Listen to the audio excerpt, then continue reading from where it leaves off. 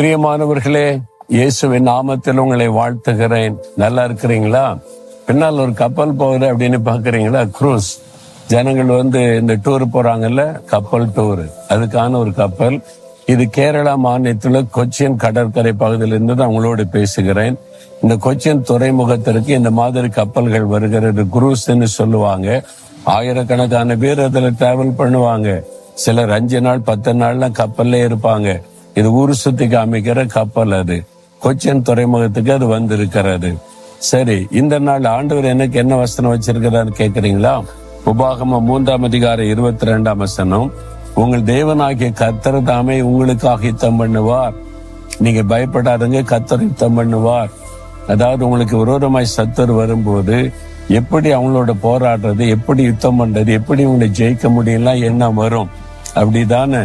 இவங்கெல்லாம் பெரிய அதிகாரத்துல இருக்கிறவங்க, இவங்கெல்லாம் பெரிய பணக்காரங்க, செல்வாக்கு உள்ளவங்க, அவங்களே மோதுறாங்க, அவங்களெல்லாம் நான் ஜெயிக்க முடியாது, எனக்கு விரோதமா எழும்பியிருக்கிற சத்துரு ரொம்ப வல்லமை அதிகாரம் பெற்றவங்க அப்படின்னு நினைக்கிறீங்களா?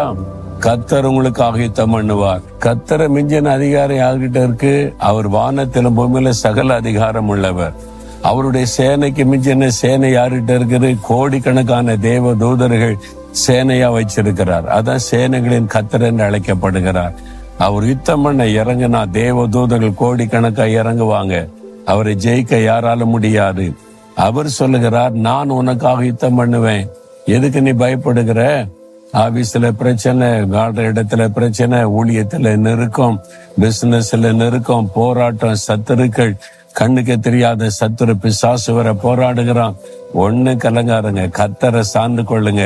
ஆண்டவர் வாக்கு கொடுத்தார்ல, நான் உனக்காக யுத்தம் பண்ணுவேன்னு சொல்லி அவர் யுத்தம் பண்ண ஆரம்பிச்சுட்டு அவ்வளவுதான், பிசாசு ஓடி விடுவான், சத்துருக்கள் சிதறடிக்கப்படுவாங்க.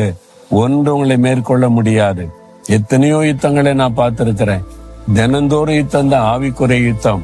எத்தனையோ போராட்டத்தை நான் பார்த்திருக்கிறேன். பொல்லாத மனிதர்கள், பிசாசின் கிரியைகள், மந்திரவாதங்கள் ஒன்றும் என்னை சேரப்படுத்தாதபடி கர்த்தர் என்னை காத்து கொண்டார்.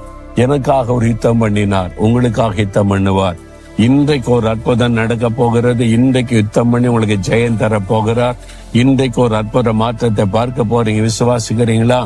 சொல்லுங்க, இயேசுவே, நீர் எனக்காக யுத்தம் பண்ணுகிற தேவன், எனக்கு ஜெயம் கொடுக்கிற தேவன். எனக்கு விரோதமாய் வந்திருக்கிற பிரச்சனைகள், போராட்டங்கள், நெருக்கங்கள், சத்துருடைய கிரியைகள் எல்லாம் இயேசுவின் நாமத்தில் அழிக்கப்பட்டு எனக்கு ஜெயம் உண்டாகிறதற்காய் ஸ்தோத்திரம், ஸ்தோத்திரம். இயேசுவின் நாமத்தில் ஆமென், ஆமென்.